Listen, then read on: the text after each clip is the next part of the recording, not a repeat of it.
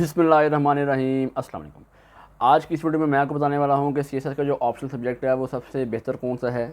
या आप ये कह लें इस वीडियो में मैं आपको बताऊँगा कि सीएसएस का जो ऑप्शनल सब्जेक्ट हैं उसके जो ग्रुप्स हैं वो कितने हैं। या इस वीडियो में मैं आपको बताऊँगा कि सीएसएस के जो ऑप्शनल जो आपके सब्जेक्ट हैं वो किस ग्रुप में से कौन सा लें तो बेटर रहेगा, या किस ग्रुप में से हम कितने सब्जेक्ट को चूज़ कर सकते हैं। या आप ये कह लें कि इस वीडियो में आपको मैं ये बताऊंगा कि सीएसएस के जो ऑप्शनल जो ग्रुप्स हैं उसके जो मार्क्स हैं वो कितने हैं और उसको कैसे सेलेक्ट करते हैं। तो अगर आप हमारे चैनल पर नए हैं तो आप मेरे चैनल को सब्सक्राइब कर सकते हैं ताकि मेरी सीएसएस पीएमएस या जॉब रेलेवेंट या एंटी टेस्ट रेलेवेंट कोई भी वीडियो है वो आप तक बर वक्त पहुँचती रहे। तो अब आप देखें कि जो सीएसएस का जो ऑप्शनल जो इसके ग्रुप्स हैं पहले उस पर बात कर लेते हैं, उसकी बेसिक्स क्या हैं। इसके टोटल ग्रुप्स इसके 7 हैं। तो किसी ग्रुप में 5 जो है सब्जेक्ट, किसी में 4 है, किसी में 6 है, किसी में 8 है, वो ये एक अलग साहब है। लेकिन इन ग्रुप्स के ऊपर आप कह लें कि एक रूल जो है एफपीएससी की तरफ से एक लागू है, या कह लें कि एक रूल इस पर रखा गया है कि सब्जेक्ट को जब भी चूज़ करना आपने, इसमें एक ये रूल है कि एक ग्रुप में से सिर्फ एक ही सब्जेक्ट को चूज़ कर सकते हैं।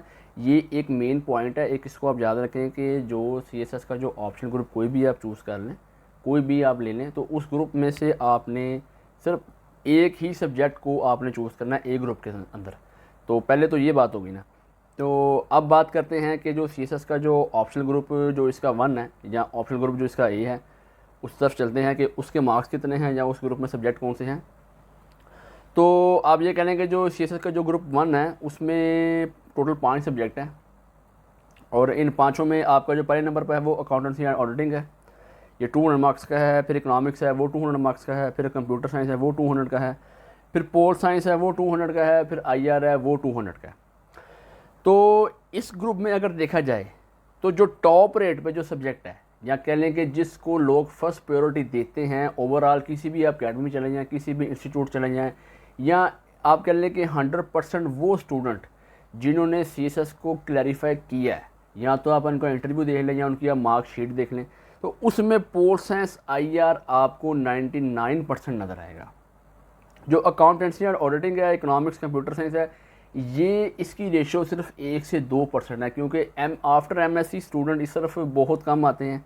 या कह लें जिन्होंने बीबीए एमबीए किया हो, जो जिनको अकाउंटेंसी एंड ऑडिटिंग में कह लें कि जो पूरे सफिशेंट हो, तो वो इस तरफ आते हैं। लेकिन ये है कि इस ग्रुप की अगर बात की जाए ना, तो इस ग्रुप में से अगर आपने सब्जेक्ट चूज़ करना है, अगर आप जो है बीए के बाद फ़ौरन सीएसएस के लिए अगर आप अप्लाई कर रहे हैं, या अगर आपने आफ्टर मास्टर्स इस तरफ आप आए हैं, तो बेशक आपने एमए इकोनॉमिक्स पढ़ा है, लेकिन अगर आप सब्जेक्ट सेक्शन की बात करें तो ठीक है, आपकी ये सोच भी एक ठीक है।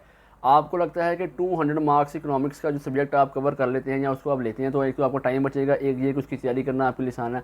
आपकी बात राइट है, आप सही कह रहे हैं। लेकिन कोर्स ऑफ कंटेंट जब आप देखते हैं और जब उसका मटेरियल आप देखते हैं, उसके टॉपिक्स आप देखते हैं, फिर आपको लगता है कि शायद इसको कवर करना मेरे लिए ये जो है थोड़ा टफ है, या सपोज इसका टीचर ना मुझे मिले, कोई भी इशू हो सकता है। लेकिन जो पोल साइंस आईआर है, इसका टीचर हर अकेडमी में अवेल होता है, इसका मटेरियल हर तरह का मिलता है मार्केट में।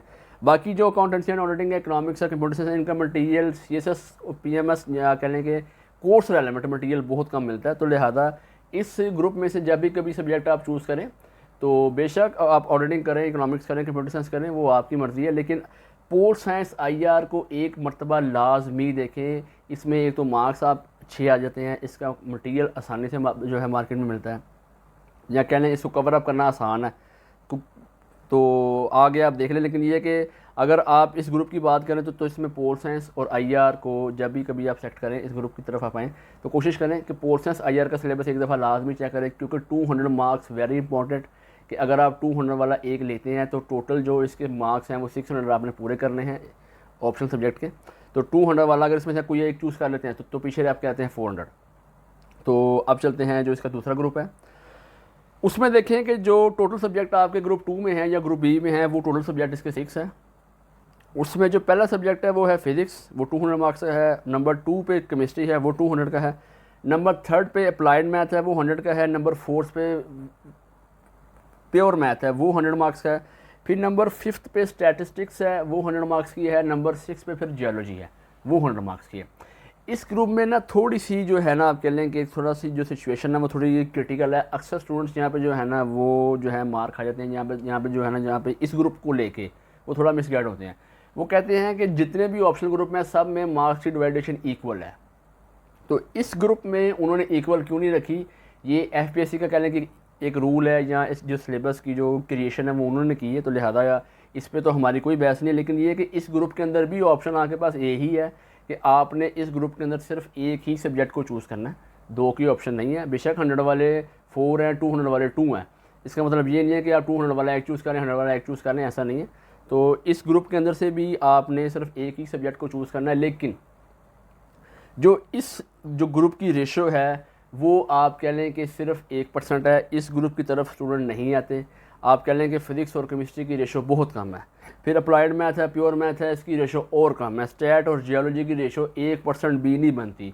जो सीएसएस के जो सिलेबस है या जो इसके हर साल पेपर होते हैं, तो कभी उसकी आप रेशो चेक करें सब्जेक्ट की, तो उसमें आपको पता चलेगा कि stat, geology, applied math, pure math, physics, chemistry, अगर सपोज़ के आप कह लें कि 8 या 9,000 बच्चा अटैम्प्ट दे रहा है सीएसएस की, तो उसमें आप कह लें कि शायद कोई आप कह लें 2-3 बच्चे या कह लें 5-6 बच्चे होंगे जो इस तरफ आते हैं। लेकिन ये कि ये ग्रुप को आप कह लें कि 98% स्टूडेंट या 99% स्टूडेंट इसको स्किप ही करते हैं।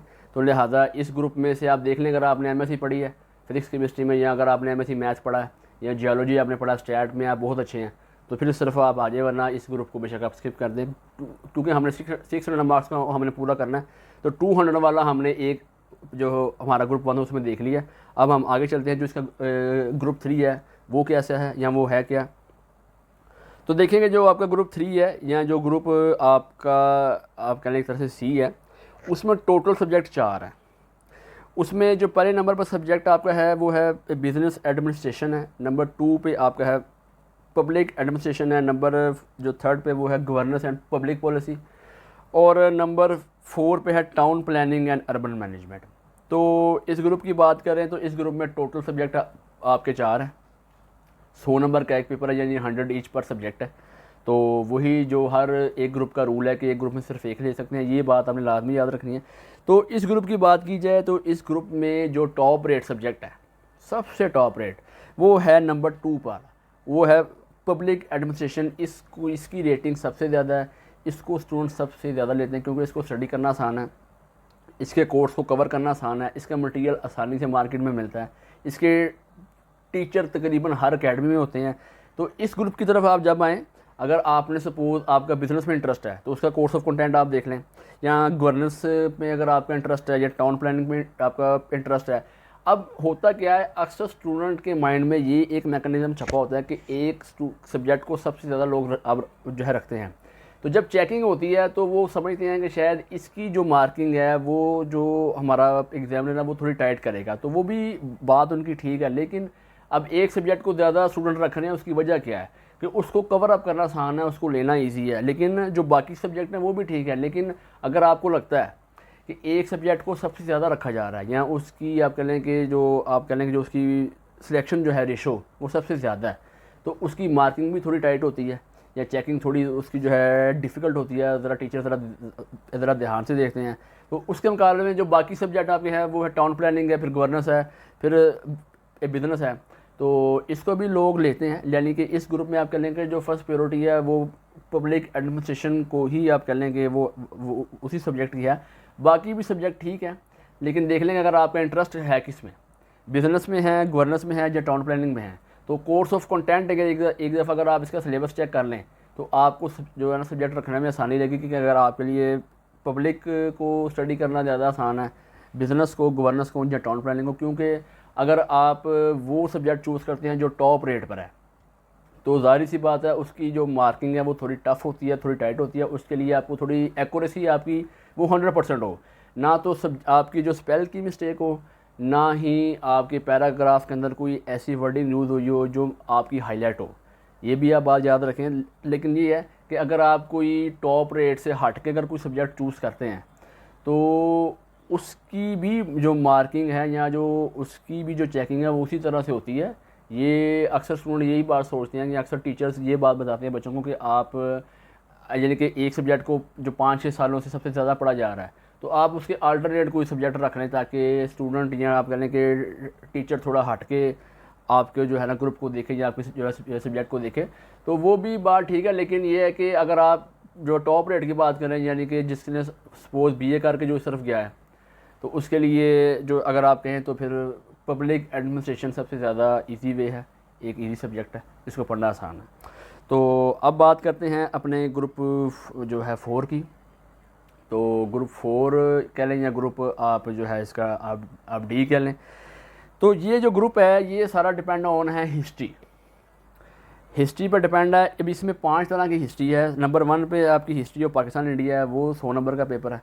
फिर इस्लामिक हिस्ट्री एंड कल्चर है, वो 100 नंबर का है। फिर आपकी ब्रिटिश हिस्ट्री है, वो 100 नंबर की है। फिर यूरोपियन हिस्ट्री है, वो 100 नंबर की है। फिर हिस्ट्री ऑफ यूएसए है, वो 100 नंबर का है। तो इस ग्रुप में टोटल 5 सब्जेक्ट है और ये 100 ईच पर सब्जेक्ट है। वही बात फिर दोबारा रिपीट कर रहा हूँ कि इस ग्रुप में सिर्फ एक ही सब्जेक्ट आपने चूज़ करना है, क्योंकि 200 वाला हमने पोल साइंस या आईआर को फर्स्ट प्रायोरिटी दी थी, 200 हमारे हो गए। फिर हमने जो ग्रुप जो हमारा 2 था उससे हमने स्किप किया। नंबर जो 3rd पे था उसमें हमने जो सब्जेक्ट चूज़ किया वो किया पब्लिक एडमिनिस्ट्रेशन। 100 मार्क्स हमने ये ले ली, यानी कि अब हमने जो है 300 मार्क्स ले लिए हैं, बाकी 300 हमने चूज़ करने हैं। तो इस ग्रुप जो हिस्ट्री है इसमें से कौन सी हिस्ट्री सबसे ज़्यादा पढ़ी जाती है? तो जो इस ग्रुप में जो टॉप रेट हिस्ट्री है वो हिस्ट्री ऑफ यूएसए है, क्योंकि हिस्ट्री ऑफ यूएसए को तकरीबन आप कह लें कि कोई 7-8 सालों से सबसे ज़्यादा रखा जा रहा है। यानी आप कह लें कि इसका जो कोर्स ऑफ कंटेंट है वो एक इजी वे है, इसको स्टडी करना थोड़ा आसान है। और फिर वही बात कि जो सब्जेक्ट टॉप रेट पे होता है अक्सर टीचर्स वो जो है वो स्टूडेंट से कहते हैं कि आप जो है हिस्ट्री वो लें जो स्टूडेंट या कह लें कि जो लोग इस तरफ कम आ रहे हैं। तो वो भी अपनी जगह पे ठीक अब जो है राइट पर है, लेकिन कोशिश करें कि हिस्ट्री को जब भी आप चूज़ करें, एक मैकेनिज़्म है हिस्ट्री को चूज़ करने का सीएसएस के लिए ख़ास तौर पर। इसको चूज़ करने के लिए हिस्ट्री की जो डेप्थ है उसमें जाना थोड़ा सा ज़रूरी है कि अगर आप हिस्ट्री ऑफ पाकिस्तान इंडिया को चूज़ करते हैं तो इसमें मैक्सिमम जो ईयर कवर होते हैं या कहने के जो हिस्ट्री कवर होती है वो होती है 100 से 150 साल के अंदर का जो टाइम पीरियड है ना वो कवर अप होता है। फिर इस्लामिक हिस्ट्री एंड कल्चर को अगर आप देखें तो इसमें तो टाइम पीरियड काफ़ी ज़्यादा है, आप ज़्यादा डेप्थ में चले जाते हैं। इसमें 1000 साल 1200 साल तक का जो टाइम पीरियड है उसमें जो मेन हाईलाइट्स हैं वो आपने कवर अप करनी होती हैं। फिर जो ब्रिटिश हिस्ट्री है वो और डेप्थ में है। जो यूरोपियन हिस्ट्री है वो जब यानी कि कह लें कि एक तरह से उसमें भी 1000-1200 या 1300 साल तक या इससे भी ज़्यादा पीछे आप चले जाएँ तो वो जो उसका जो टाइम पीरियड है वो सारा कवर अप करना है। हिस्ट्री ऑफ यूएसए इसका जो टाइम ड्यूरेशन है वो 500 ईयर है, या जब से अमेरिका बना तब से है। तो ये है कि या आपने जो 500 ईयर है या जो आपका 550 ईयर है इसके अंदर का जो टाइम पीरियड है वो आपने कवर अप करना है। हिस्ट्री को जब भी आप चूज़ करें तो ये बात आप अपने ज़हन में जो लाजमी रखें। अक्सर लोग हिस्ट्री को चूज़ करते वक्त ये बात जो है ना स्किप कर देते हैं। वो कहते हैं कि बस हमने किताब ली है जो है टू दी पॉइंट है, एक दो हमने ले लिया रेफरेंस तो उसको हमने स्टडी कर लिया। लेकिन कोर्स ऑफ कंटेंट जब आप एफपीएससी की साइड पे सिलेबस में देखेंगे तो आपको पता चलेगा कि कौन सी हिस्ट्री का टॉपिक कैसे कैसे वो कवर कर रहे हैं या किसको लेके हमने कैसे चलना है। तो लिहाजा आप जब भी ऑप्शनल में हिस्ट्री का आप सब्जेक्ट चूज़ करें तो ये बात जो मैंने मैकेनिज्म बताया आपको इसको लाजमी अपने ज़हन में रखें, फिर आप स्टडी करें। अगर आपका इस्लामिक हिस्ट्री में इंटरेस्ट ज़्यादा है, आपको लगता है कि वो हिस्ट्री मैंने काफ़ी हद तक खुद स्टडी की हुई है, तो फिर वो कवर करना आपके लिए आसान है, उसको गो थ्रू करना आसान है। वो कहने कि एक तरह से ऐसा हो जाएगा कि जैसे आपने एक चीज़ को पढ़ा है लेकिन जस्ट रिवाइज़ किया है या थोड़े अच्छे तरीके से आपने तैयार कर लिया है।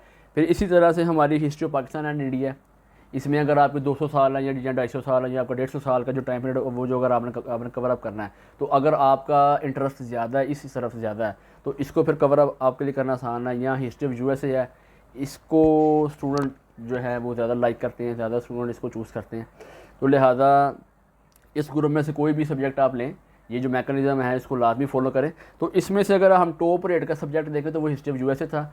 हमने पीछे 300 मार्क्स को गेन कर लिया, तो 400 अब हमारे मार्क्स होते हैं अगर हम हिस्ट्री ऑफ यूएसए लेते हैं। या सपोज़ जो हमारी फर्स्ट प्रायोरिटी है वो हिस्ट्री ऑफ यूएसए है, जो सेकंड प्रायोरिटी है वो पाक हिंदू एंड हिस्ट्री है, यानी कि history of Pakistan and India है। और नंबर 3rd पे जो आप कह लें कि वो हमारी इस्लामिक हिस्ट्री एंड कल्चर है। बाकी जो यूरोपियन हिस्ट्री है और ब्रिटिश हिस्ट्री है इसकी रेशो सिर्फ 1% है या 2% है, इस तरफ स्टूडेंट कम आते हैं, लिहाजा हिस्ट्री ऑफ यूएसए वो टॉप रेट पर है। अब बात कर लेते हैं कि जो हमारा ग्रुप 5 है वो क्या है, उस ग्रुप में सब्जेक्ट कितने हैं। उसमें जनरल स्टडीज़ है वो 100 मार्क्स का है, फिर एनवायरमेंटल साइंस है वो 100 मार्क्स की है, फिर एग्रीकल्चर एंड फॉरेस्ट्री है वो 100 मार्क्स की है, फिर बॉटनी ज़ूलॉजी वो 100 की है, फिर इंग्लिश लिटरेचर है वो 100 का है, उर्दू लिटरेचर वो 100 का है। तो इस ग्रुप में टोटल सब्जेक्ट आपके बनते हैं 7 और 100 ईच, और वही जो रूल मैंने बताता आ रहा हूँ कि इस ग्रुप में से एक सब्जेक्ट को आप चूज़ कर सकते हैं। तो अब रही बात इस सब्जेक्ट के टॉप रेट सब्जेक्ट की, इस ग्रुप की। इस ग्रुप में जो टॉप रेट सब्जेक्ट है वो है जेंडर स्टडीज़। जेंडर स्टडीज़ की रेशो इस वक्त आप कह लें कि 90% है इस ग्रुप के अंदर से। सीएसएस का जो भी क्वालिफाइड स्टूडेंट हैं उनकी कभी आप मार्कशीट देखें तो उसमें आपको 80% स्टूडेंट वो मिलेंगे जिन्होंने जेंडर स्टडीज़ को लिया है। तो क्योंकि जेंडर स्टडीज़ को एक तरह से स्टडी करना थोड़ा आसान है, इसका सीधा सीधा एक सिंपल वे है, एक इसका जो है इसकी थ्योरीज अगर आपके माइंड में बैठ गई हैं तो फिर इसको स्टडी करना आपके लिए बहुत आसान है। लेकिन थ्योरीज के कॉन्सेप्ट अगर आपके माइंड में बैठ गए हैं तो फिर इसको आप खुद से भी अंडरस्टैंड करके लिख सकते हैं। ये एक कह लें कि जेंडर स्टडीज़ में एक ये आपके लिए ज़्यादा एक इजी वे है कि अगर आपकी सेल्फ राइटिंग अच्छी है, आप खुद से बना के अगर आप लिख सकते हैं। तो जेंडर स्टडीज़ का जो सब्जेक्ट है इसके अंदर ये होता है कि अगर आपने कॉन्सेप्ट को अच्छा किया है, या जो स्टूडेंट एमबीबीएस करके इस तरफ आए हैं या जो मेडिकल फील्ड से है रेलेवेंट, उनके लिए जो है जेंडर स्टडीज़ या एनवायरमेंटल साइंस को स्टडी करना इतना टफ नहीं है, उनके लिए इजी वे है। तो इस ग्रुप की अगर बात की जाए, जो टॉप रेट सब्जेक्ट है, फर्स्ट प्रायोरिटी अगर आप दें तो जेंडर स्टडीज़ को दें, सेकंड प्रायोरिटी अगर आपने देनी है तो फिर एनवायरमेंटल साइंस को दें। एग्रीकल्चर एंड फॉरेस्ट्री ये बहुत कम पढ़ा जाता है, इसकी रेशो सिर्फ 20% है, या आप कह लेंगे सिर्फ 15% है। तो लिहाजा एग्रीकल्चर एंड फॉरेस्ट्री वो स्टूडेंट पढ़ें जिनको इस फील्ड का शौक़ है या जो इंटरेस्टेड स्टूडेंट हैं, उनके लिए ये सब्जेक्ट इजी वे है। फिर बॉटनी ज़ूलॉजी है, ये तो हमारा मेडिकल रेलेवेंट है, जिन्होंने एमएससी पढ़ी बॉटनी ज़ूलॉजी में उनके लिए ये ठीक रहेगा। फिर इंग्लिश लिटरेचर या उर्दू लिटरेचर है, इस तरफ स्टूडेंट आते ही नहीं हैं। आप ये कह लें कि तकरीबन एक अर्सा ही गुजर गया है कि जब सीएसएस के जब अब होते हैं पेपर होते हैं, शायद कोई इक्का दिक्का कोई कस्टमर स्टूडेंट हो जो इस तरफ आता हो। इंग्लिश लिटरेचर उर्दू लिटरेचर की जो है तरफ स्टूडेंट नहीं आते, इसके टीचर्स भी कम मिलते हैं, कोर्स ऑफ कंटेंट इसका बहुत लेंथी है, इसको कवर करना थोड़ा सा जो है आप कह लें कि टफ़ है। अगर आपके पास टाइम ड्यूरेशन 6 माह का 8 माह का है कि सीएसएस आपने स्टार्ट किया हुआ है, तो इस ग्रुप के अंदर से अगर आप सब्जेक्ट चूज़ करना आपने तो फिर जेंडर स्टडीज़ को टॉप रेट पर रखें। जेंडर स्टडीज़ को टॉप रेट पर रखेंगे तो ही आप कह लें कि एक तरह से आपके लिए थोड़ा सा इजी वे है, या एनवायरमेंटल साइंस वो आपके लिए इजी है। बाकी जो मेडिकल स्टूडेंट है, सपोज अगर किसी ने एमएससी पढ़ी है बॉटनी ज़ूलॉजी में, तो उसके लिए फिर वो इजी वे है। लेकिन इंग्लिश लिटरेचर और उर्दू जो है लिटरेचर ये उनका है जिनका उर्दू अदब या इंग्लिश के साथ काफ़ी लगाव है, उन्होंने हिस्ट्री पढ़ी है, उसका ग्रामेटिकल पोर्शन उनका बहुत अच्छा है और उसकी बेसिक्स सारी उनको मालूम है। तो उनके लिए इस ग्रुप में से फिर इंग्लिश लिटरेचर और उर्दू लिटरेचर को स्टडी करना आसान है। लेकिन आप कह लें कि अगर आप इसकी रेशो देखें तो फिर वही बात कि जेंडर स्टडीज़ टॉप रेट पे है। तो अगर इसको सेलेक्ट करते हैं तो हमारे 500 अभी तक सब्जेक्ट यानी कि जो मार्क्स हैं वो सेलेक्ट हो चुके हैं, और सब्जेक्ट हमारे जो सेलेक्ट हुए हैं वो टोटल 4 है। तो हमने 600 को पूरा करना है। अब पीछे बचते हैं 2 ग्रुप, तो आगे जो हमारा 6 जो नंबर पे ग्रुप है उस पर बात कर लेते हैं। तो उस ग्रुप में आप कह लें कि जो हमारा सब्जेक्ट है या जो हमारे सब्जेक्ट हैं वो कौन से हैं। उसमें जो पहला सब्जेक्ट हमारा है वो है लॉ का, वो 100 मार्क्स का है। नंबर 2 पे कॉन्स्टिट्यूशनल लॉ है, वो 100 मार्क्स का है। नंबर 3 पे इंटरनेशनल लॉ है, वो 100 मार्क्स का है। और फिर नंबर 4 में मुस्लिम लॉ एंड जूरिस्प्रूडेंस है, वो 100 मार्क्स का है। फिर नंबर 5 पे आपका मर्केंटाइल लॉ है, वो 100 मार्क्स का है। नंबर 6 पे क्रिमिनोलॉजी है, वो 100 मार्क्स की है। नंबर 7 पे फ़िलासफ़ी है, वो 100 मार्क्स की है। तो अगर इस ग्रुप में से आप कह लें कि अगर आप रेशो निकालें तो इसकी रेशो कुछ इस तरह से निकलती है कि इसमें जो हमारी क्रिमिनोलॉजी है इसकी रेशो भी 50% है, और जो हमारा इंटरनेशनल लॉ है इसकी रेशो भी 50% है। जो तो स्टूडेंट लॉ के हैं उनके लिए ये ग्रुप मोस्ट इम्पॉर्टेंट है कि इसमें से कोई भी वो सब्जेक्ट चूज़ कर लें। अगर सपोज़ वो अगर सिंपल लॉ को चूज़ करते हैं तो फिर वो थोड़ा सा क्रिटिकल की तरफ माइंड जाएगा कि अगर आप सिंपल लॉ के सब्जेक्ट को चूज़ करते हैं जो खाली लॉ है, जो मैंने बताया कि इस ग्रुप का जो पहला सब्जेक्ट है उसके अंदर जो आपका जो 100 मार्क्स की जो डिवाइडेशन है उसमें तकरीबन लॉ सारा ही कवर हो रहा है।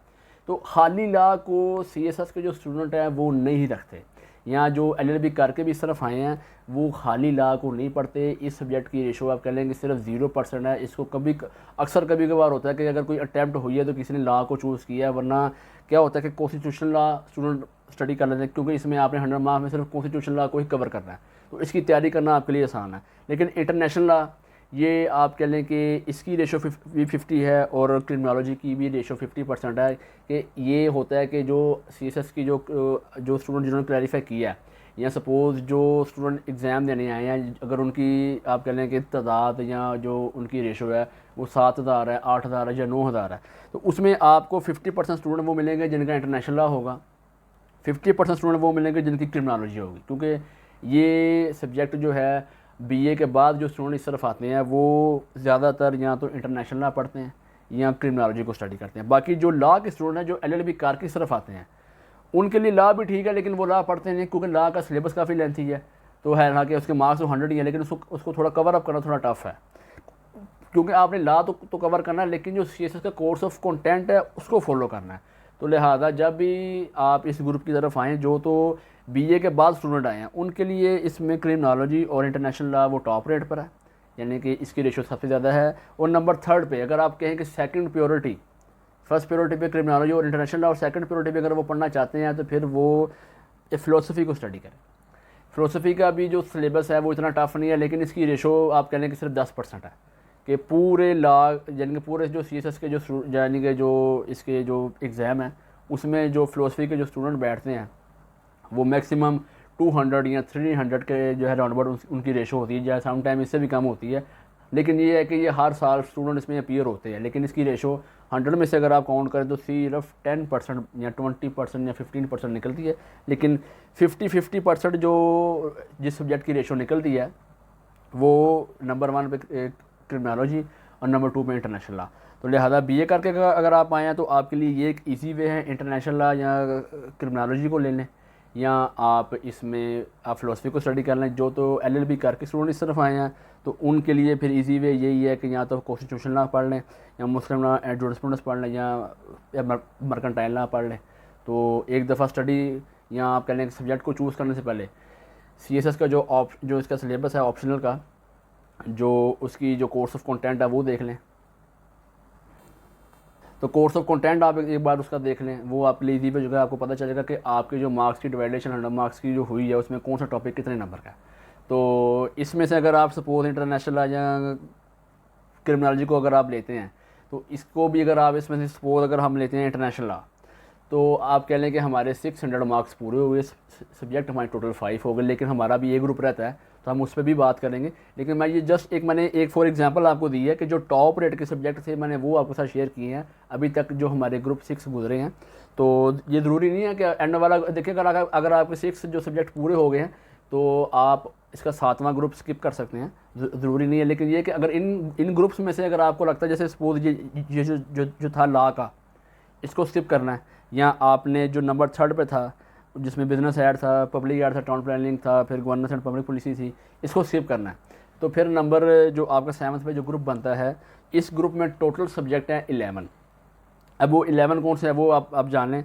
इसमें जर्नलिज्म एंड मैथ कम्युनिकेशन है वो 100 मार्क्स की है, साइकोलॉजी वो 100 मार्क्स की है, फिर जोग्राफी है वो 100 का है, सोशियोलॉजी है वो 100 का है, एंथ्रोपोलॉजी है वो 100 का है। फिर इसमें लैंग्वेजेस पे आ जाती हैं 5 सब्जेक्ट के बाद। फिर पंजाबी है, क्योंकि जो पंजाब के स्टूडेंट है वो इसको रखते हैं, वो 100 मार्क्स का है। फिर सिंधी है, फिर इसमें आपकी पश्तो है, फिर बलोची है, फिर पर्शियन है, फिर अरबिक है।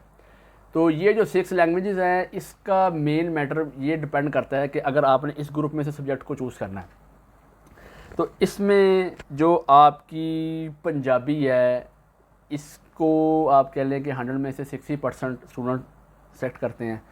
और इसके बाद अगर आप कोई सेकंड प्रायोरिटी पे सब्जेक्ट आप देखें तो वो हमारा बनता है सोशियोलॉजी। जो सोशियोलॉजी है उसकी जो है रेटिंग वो 40% है, पंजाबी की जो हमारी रेशो है वो 60% है।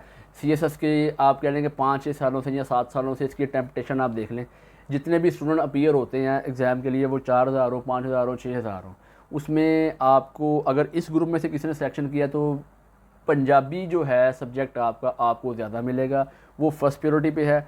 सेकंड प्रायोरिटी पे आपको सोशियोलॉजी है, उसकी रेशो बनती है 40%, क्योंकि पंजाबी को सिर्फ लिखना अगर आपको आता है और आपको उसको एक बयान करना आता है कि आपने इस जो है शेर की जो तशरीह है या तखलीस है या जो उसकी ग्रामर है उसको कैसे आपने एक दफ़ा अच्छे तरीके से बेसिस को आपने जब अगर स्टडी किया होगा उसको फिर आपने लेके चलना कैसे या अटैम्प्ट उसकी कैसे करनी है, तो फिर पंजाबी आपके लिए एक ईजी वे है।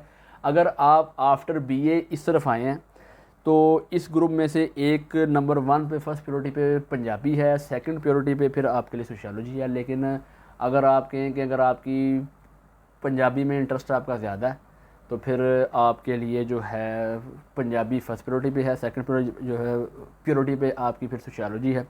लेकिन बाकी जो जर्नलिज्म एंड मैस कम्युनिकेशन है, जो तो स्टूडेंट्स आफ्टर बीए जिन्होंने जो बीए में उन्होंने जर्नलिज्म को स्टडी किया है, तो उनके लिए जर्नलिज्म का सब्जेक्ट भी ठीक है, लेकिन रखने से पहले कोर्स ऑफ कंटेंट आप लाजमी इसका देख लें कि जो 100 मार्क्स की डिवाइडेशन है वो कैसे हुई है।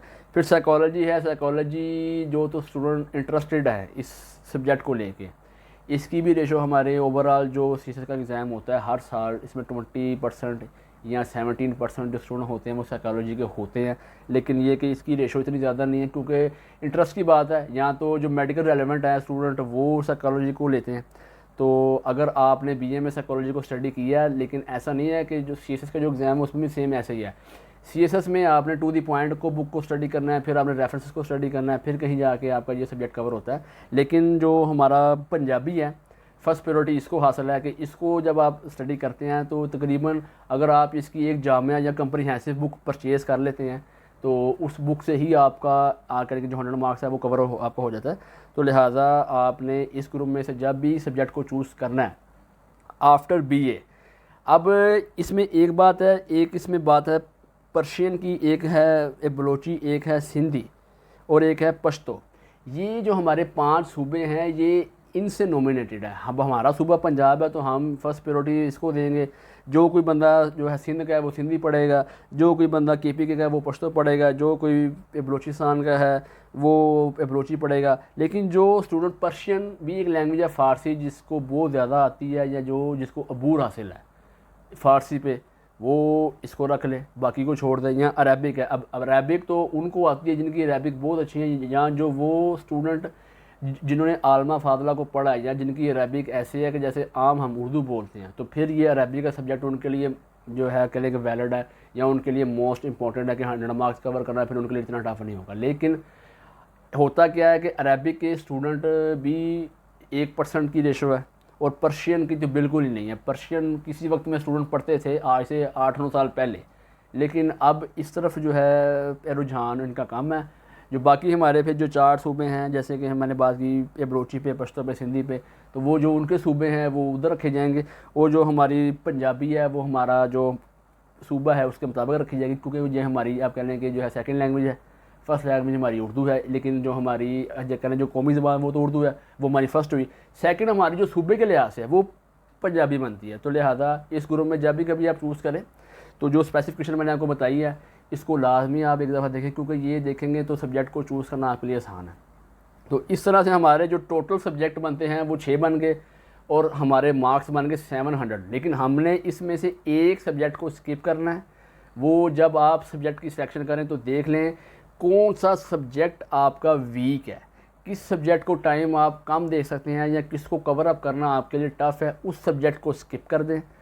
तो बाकी आप इसमें से जो आपके 5 सब्जेक्ट आपके बनते हैं तो वो ले लें। अब एक और मेन बात मैं आपको बताता चलूँ कि अक्सर क्या होता है, हम ये समझते हैं कि शायद हमने सब्जेक्ट 5 ही करने हैं, लेकिन इसमें आप 4 भी कर सकते हैं, इसमें आप 6 भी कर सकते हैं। वो कैसे होगा वो आप देखें कि अगर आपने 2 होने वाला एक सब्जेक्ट चूज़ किया, सपोज़ आपने जो ग्रुप 1 था उसमें से एक सब्जेक्ट चूज़ कर लिया IR का, उसके मार्क्स है 200। अब पीछे 400 मार्क्स आपके रहते हैं। अब 400 जो आपके मार्क्स हैं उसमें से आपने करना क्या है, आपके पास ऑप्शन तो बस हरी जो है 4 की बचती है। आप क्या करते हैं, एक सब्जेक्ट आप लेते हैं जो है ग्रुप 3 में से, ठीक है, वो ले लिया आपने, पब्लिक ले लिया। नंबर 4 वाला जो ग्रुप है उसमें आप लेते हैं हिस्ट्री ऑफ USA, ये आपके 400 नंबर हो गए, सब्जेक्ट आपके 3 हो गए। फिर आप आते हैं अगले ग्रुप की तरफ, इसमें जेंडर स्टडीज़ को आप ले लेते हैं, सब्जेक्ट आपके जो है वो हो गए आपके 4 और मार्क्स आपके हो गए जो है 500। और नंबर 6 पे फिर आप ले लेते हैं, जैसे आप कहें कि इंटरनेशनल लॉ को आप चूज़ कर लेते हैं। तो ये तो हो गए 5 सब्जेक्ट को, नंबर आपके हो गए 600।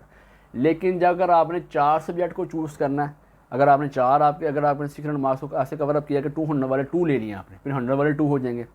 और अगर आप 200 वाला लेते ही नहीं है, 200 वाला सब्जेक्ट आप सेलेक्ट नहीं करते, 100 वाले अगर आप लेते हैं तो फिर वो आपको 6 करने पड़ेंगे।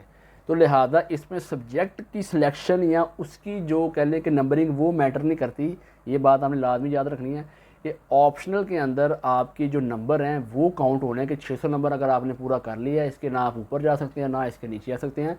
तो ये एक स्पेसिफिकेशन अपने माइंड में रखें। तो जैसे मैंने बात की थी कि जो हमने जो टॉप रेट वाले जो थे सब्जेक्ट उसको हमने देखा था कि जैसे कि हमारा ग्रुप 1 था, उसमें हमारी पोल साइंस थी, वो था टॉप रेट पे। नंबर 2 पे हमारा जो था वो हमने वो किया था पब्लिक को किया था। नंबर 3 में हमने हिस्ट्री ऑफ यूएसए। नंबर हमारा 4th पे था जेंडर स्टडीज़। नंबर 5th पे था हमारा इंटरनेशनल लॉ। और नंबर 6 पे था हमारा पंजाबी। अब इसमें पोल साइंस के 200 है, बाकी सब के 100 है, तो ये नंबर बनते हैं 700। लेकिन 700 हमारे लिए वैलिड नहीं है। हमने इसमें से कोई एक सब्जेक्ट ऐसा स्किप करना है जिसको कवर अप करना हमारे लिए थोड़ा टफ़ है। तो ये सिलेक्शन अब आपने करनी है कि इसमें से कौन सा सब्जेक्ट ऐसा है जिसको आप अगर आप ना लें और बाकी उसकी जगह कोई और ले लें तो वो आपके लिए आप कहने के एक तरह से सफिशिएंट रहेगा या आपके लिए ठीक रहेगा। तो लिहाजा जब भी ऑप्शनल की आप सेक्शन करें, मेरी इस बात को, मेरे इस एक्सपीरियंस को आप लाजमी देखें, क्योंकि मेरी वीडियो थोड़ी सी लंबी ज़रूर हुई है, लेकिन ये है कि ये तमाम स्पेसिफिकेशन मैंने आपके साथ शेयर की। इससे पहले मेरी जितनी वीडियोस थी CSS को लेकर उसमें कंपलसरी की थी, ऑप्शनल के जो हमारे ग्रुप से उस पर थी। अब इंशाल्लाह अज़ीज़ जो मेरी नेक्स्ट वीडियोज़ आएंगी वो हर एक सब्जेक्ट पे आएंगी। अब ऑप्शनल के जितने ग्रुप में कंपलसरी वो मैं सारे कवर अप करूँगा, और जो हमारे कंपलसरी सब्जेक्ट हैं उसको कवर अप करूँगा। एक सब्जेक्ट के टॉपिक्स, उनकी जो रेफरेंस बुक्स हैं, उनका जो कह लें कोर्स ऑफ कंटेंट मटेरियल है, वो मैं आपके साथ शेयर करूँगा इंशाल्लाह। उस पर हमारी वीडियो बहुत जल्द आ रही है। असल में क्यों ये हो क्या रहा है कि मैंने CSS की एक पूरी सीरीज़ को स्टार्ट किया हुआ है, CSS PMS को, तो लिहाजा हमारी उस पर तमाम वीडियोज़ आएंगी, आप उसको भी वॉच कीजिएगा। क्योंकि हमारी कोशिश ये है कि जो तो कैंडिडेट्स CSS को लेकर स्टार्ट कर रहे हैं या जो अभी न्यू हैं, उनको एक प्रॉपर गाइडलाइन उनको जो है मिल सके। तो अगर मेरी वीडियो आपको अच्छी लगी हो तो प्लीज़ मेरी वीडियो को लाइक करें, मेरे चैनल को सब्सक्राइब कर दें, और मेरी वीडियो उन कैंडिडेट्स के साथ लाजमी शेयर करें जो तो CSS को लेके स्टार्ट कर रहे हैं या जिन्होंने स्टार्ट करना है और उनको ऑप्शनल के सब्जेक्ट को चूज़ करने में थोड़ी प्रॉब्लम है। तो मेरी ये वीडियो उनके लिए बहुत हेल्पफुल होगी। और तब के लिए अल्लाह हाफिज़।